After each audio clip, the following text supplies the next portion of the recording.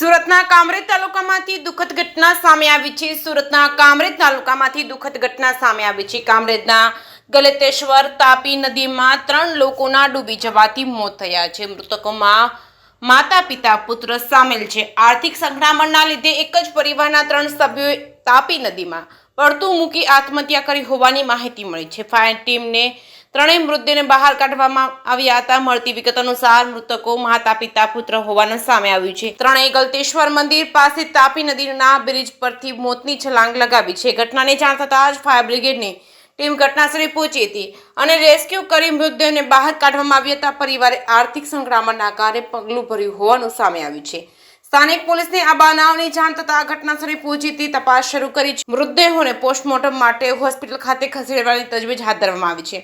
Police તપાસમાં જાણવા મળ્યું છે કે મૃતકો મૂળ સૌરાષ્ટ્રના છે અને હાલ સુરતમાં રહેતા હતા. મૃતક વિપુલભાઈ હીરાના ધંધા સાથે સંકળાયેલા છે. આર્થિક સંકળામણના કારણે પરિવારે આત્મહત્યા કરી છે. જેકેએસ ન્યૂઝ ગુજરાતી સાથે સુનિલ ગાંજાવાલા, સુરત.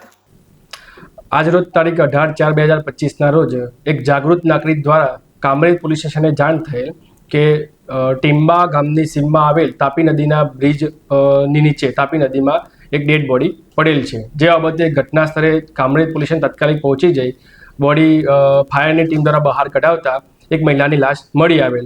થોડા સમય બાદ તે જ સ્થળેથી અન્ય એક પુરુષ તથા એક બાળકની લાશ મળી આવેલ. જે તમામ લાશને તાપી નદીમાંથી ફાયરની ટીમની મદદથી બહાર કાઢી હાલ કામરેજ CHC ઉપર રાખવામાં આવેલ છે.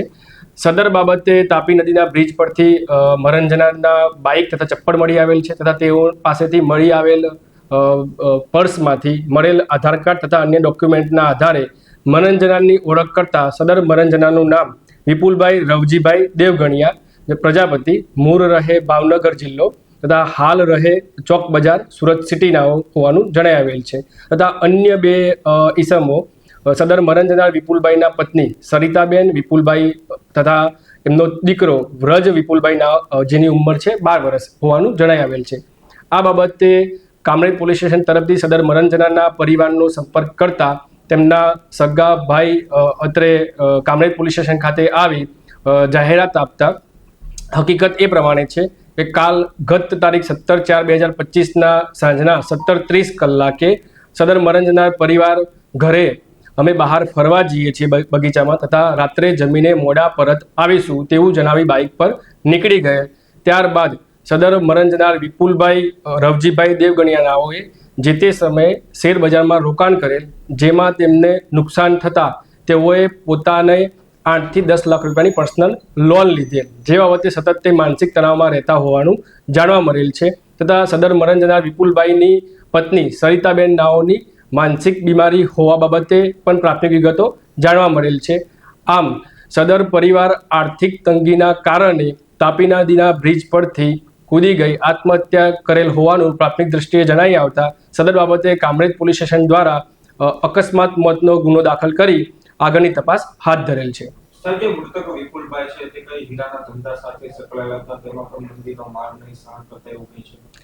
હાલ પરિવારની પ્રાથમિક પૂછપરછ કરતા વિપુલભાઈ છૂટક મજૂરી કરતા હોવાનું ધ્યાનમાં આવેલ છે. જેઓ અલગ અલગ જગ્યાએ મજૂરી કરતા, હીરામાં મજૂરી મળે તો ત્યાં કરતા, અન્ય મજૂરી મળે તો ત્યાં પણ મજૂરી કામ કરી આવતા.